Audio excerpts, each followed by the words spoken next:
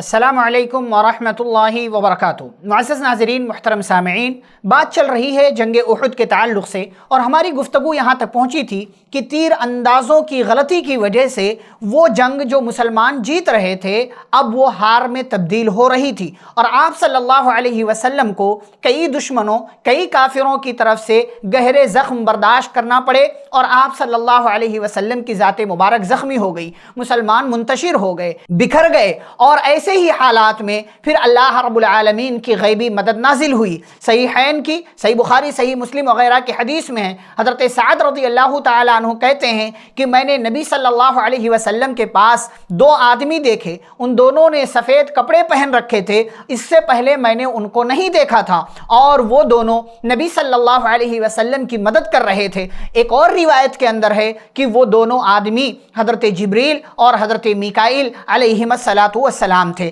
بہرحال اللہ رب العالمین کی مدد آئی، اور اس کے بعد پھر آپ صلی اللہ علیہ وسلم کے پاس صحابہ جمع ہونا شروع ہوئے، صحابہ دھیرے دھیرے کر کے آنے لگے۔ جب انہیں پتا چلا کہ ہمارے نبی ابھی موجود ہیں، ہمارے نبی کا انتقال نہیں ہوا ہے، یا ہمارے نبی کو دشمنوں نے قتل نہیں کیا ہے، تو پھر سے صحابہ دوبارہ پیارے نبی صلی اللہ علیہ وسلم کے پاس اکٹھا ہونے لگے، آپ کے پاس جمع ہونے لگے، اور ایسے ہی لمحات میں مشرکین نے ایک بار پھر جمع ہو کر زوردار طریقے سے مسلمانوں پر حملہ کیا اور مسلمانوں کو پیچھے ڈھکیلنے لگے۔ لیکن ایسے ہی لمحات میں بعض مسلمان صحابہ کی طرف سے ایسی قربانیاں دیکھنے کو ملتی ہیں جو بے مثال ہیں، جو لاجواب ہیں۔ چنانچہ حضرت ابو طلحہ انصاری رضی اللہ تعالیٰ عنہ نے نبی صلی اللہ علیہ وسلم کا مکمل طور سے دفاع کیا۔ سہل بن حنیف رضی اللہ تعالیٰ عنہ بڑے ماہر تیر انداز تھے، انہوں نے اپنی تیر اندازی کے ذریعے دشمنوں کا مقابلہ کیا۔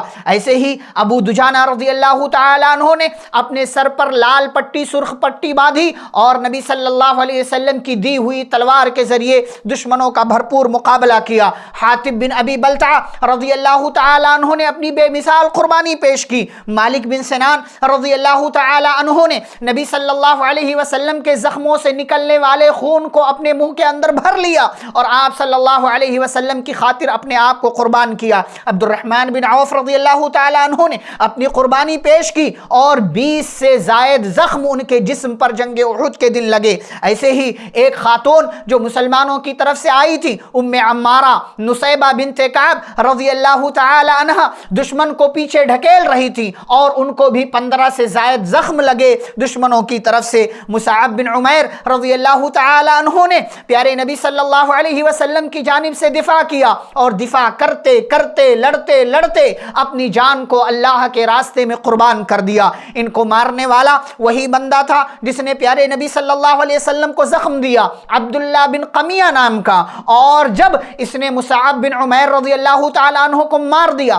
انہیں شہید کر لیا، تو مصعب بن عمیر رضی اللہ تعالیٰ عنہ کی شکل پیارے نبی صلی اللہ علیہ وسلم سے ملتی تھی، ہم شکل لگتے تھے۔ چنانچہ عبداللہ بن قمیہ کو لگا کہ اس نے نبی کو مار دیا ہے، اس نے افواہ اڑا دی، اعلان کر دیا کہ محمد مر گئے ہیں صلی اللہ علیہ وسلم۔ اس خبر کا اڑنا تھا، اس خبر کا نکلنا تھا کہ صحابہ کی ہمت مزید جواب دینے لگی، لیکن اس افواہ کے اڑنے کا فائدہ یہ بھی ہوا کہ مشرکین کو جب یہ خبر معلوم ہوئی تو انہوں نے اپنے حملوں میں کمی کرنا شروع کر دیا۔ کیوں؟ اس لیے کہ جب ان کا سردار، ان کے لیڈر جب وہ ختم ہو گئے ہیں تو پھر ہمارا ٹارگٹ، ہمارا مقصد پورا ہو گیا ہے۔ یہ اللہ کی جانب سے سارے کام، ساری چیزیں، سارے اعمال اللہ رب العالمین کی طرف سے انجام پاتے ہیں۔ اور پھر آپ صلی اللہ علیہ وسلم کے بارے میں صحابہ کو معلوم ہوا، حالات پر صحابہ قابو پانے لگے، پیارے نبی صلی اللہ علیہ وسلم نے اپنا دفاعی منصوبہ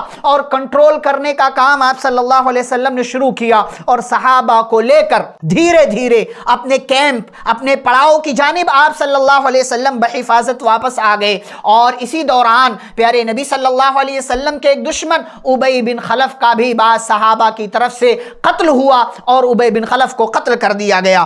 آپ صلی اللہ علیہ وسلم نے اپنے صحابہ کو بچا لیا اور صحابہ کو بچا کر کے اپنے پڑاؤ میں واپس آ گئے، اور مشرکین جو ظاہری طور سے جنگ جیت چکے تھے وہ واپس جانے لگے۔ لیکن واپس جانے سے پہلے ابو سفیان جو اس وقت مسلمان نہیں تھے، کافروں کے لیڈر تھے، وہ جبل احد کے پاس، احد نامی پہاڑ کے پاس آئے اور کہنے لگے کہ کیا تم میں رسول اللہ موجود ہیں؟ کیا تم میں محمد موجود ہیں؟ کسی کی طرف سے کوئی جواب نہیں آیا۔ کیا ابو بکر رضی اللہ عنہ موجود ہیں؟ کہا کوئی جواب نہیں آیا۔ پھر سے کہنے لگے کیا تمہارے درمیان عمر موجود ہیں؟ کوئی جواب نہیں آیا۔ تب ابو سفیان نے کہا چلو ان تینوں سے فرصت ملی۔ صحابہ جواب کیوں نہیں دے رہے تھے؟ کیونکہ نبی صلی اللہ علیہ وسلم نے کچھ بولنے سے، جواب دینے سے منع کر دیا تھا۔ لیکن جب ابو سفیان کی زبان سے یہ جملہ نکلا کہ چلو ان تینوں سے ہمیں نجات ملی، عمر رضی اللہ تعالیٰ عنہ برداشت نہیں کر پائے اور انہوں نے کہا تم جن تینوں کا نام لے رہے ہو وہ ابھی بھی موجود ہیں۔ اور اس کے بعد ابو سفیان نے کہا اولو حبل، حبل کا نام بلند ہو، جو کہ مکہ والوں کا ایک بہت بڑا بت تھا۔ تو پیارے نبی صلی اللہ علیہ وسلم نے کہا کہ تم لوگ جواب کیوں نہیں دیتے ہو؟ صحابہ نے کہا ہم کیا جواب دیں؟ آپ صلی اللہ علیہ وسلم نے فرمایا کہو اللہ اعلی و اجل، اللہ سب سے بلند ہے، اللہ سب سے عظیم ہے، اللہ سب سے بڑا ہے۔ پھر ابو سفیان نے کہا لنا عزا ولا عزا لکم، ہمارے پاس عزا ہے، تمہارے پاس کوئی عزا نہیں ہے۔ عزا بھی مشرکین کا ایک بہت بڑا بت تھا۔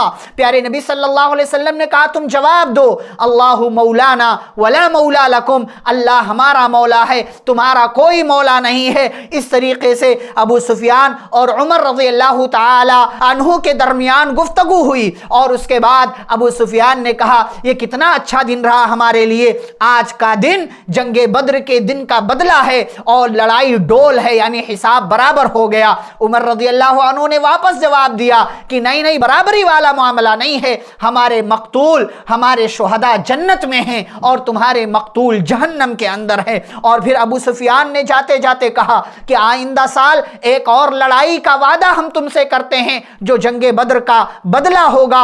اور آپ صلی اللہ علیہ وسلم کی طرف سے ایک صحابی نے جواب دیا کہ ٹھیک ہے آئندہ سال ہم تم سے دوبارہ لڑنے کے لیے تیار ہیں۔ اس طریقے سے پیارے نبی صلی اللہ علیہ وسلم نے حالات پر کنٹرول کیا، حالات کو قابو میں کیا، اور ایسے صحابہ کرام نے اپنی بے مثال قربانیاں پیش کر کے پیارے رسول صلی اللہ علیہ وسلم کو مشرکین کے نرغے سے، ان کی پکڑ اور ان کی گرفت سے بچا لیا۔ اس کے بعد میدان کے اور کیا حالات تھے، اس جنگ کے بارے میں مزید اور باتیں کہ زخمیوں کا کیا معاملہ ہوا، شہداء کا کیا معاملہ ہوا، اور دیگر باتیں انشاءاللہ مزید اگلی ملاقات میں ہم آپ کے سامنے رکھیں گے۔ والسلام علیکم ورحمۃ اللہ وبرکاتہ۔